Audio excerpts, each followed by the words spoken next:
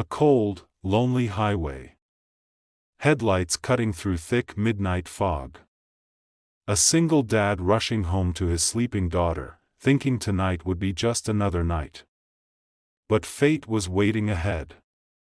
A broken police siren flickered weakly in the dark, and there she was, a woman in uniform, bleeding, struggling for breath, her hand trembling as she tried to pull herself up. He didn't know her name. He didn't know her story. But the moment he saw her eyes begging for help, his life changed forever. And what happened next shook the entire police force. Before we dive in, drop a comment with where you're watching from. And don't forget to hit subscribe for more videos like this. Let's begin. He was a simple man. Daniel. A mechanic by day, a father by heart, and a tired soul every night.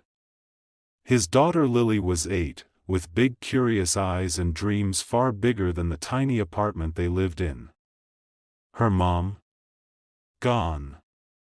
A past he didn't talk about, a wound time only half healed. That night, Daniel was driving back from his late shift, humming softly to stay awake, thinking about Lily's school trip he still hadn't managed to pay for. He wasn't a hero.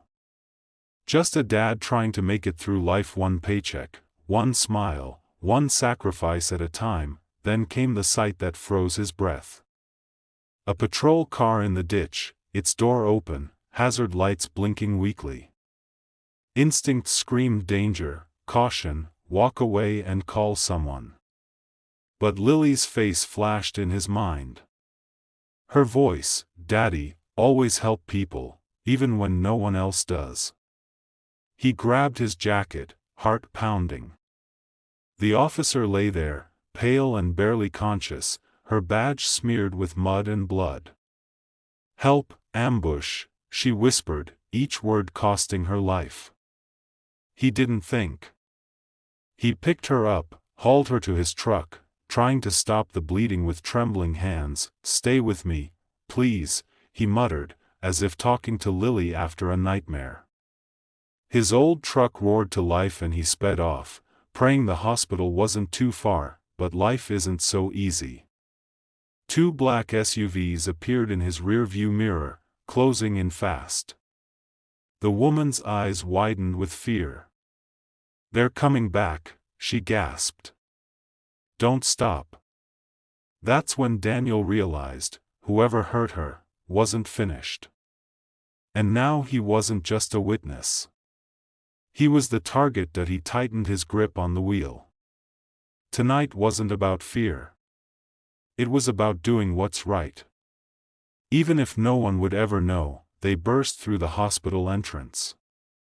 Nurses rushed in, alarms rang, and the female officer was wheeled away. Daniel tried to explain, breathless, hands still stained with her blood. But before the words formed, a swarm of cops moved in, guns drawn, hands where we can see them. He froze. Confused. Heartbroken. He had just saved someone's life, and now he was treated like a criminal. That's life sometimes. The good guy bleeds quietly. Hours passed. He sat in an interrogation room, scared and exhausted. All he wanted was to go home to Lily. But suspicion hung heavy, like a storm cloud. Then the door opened. A senior officer walked in, face stern but eyes searching. "Why did you stop?" he asked. Daniel swallowed hard. "Because she needed help. That's it. That's all." Silence. A long, deep stare.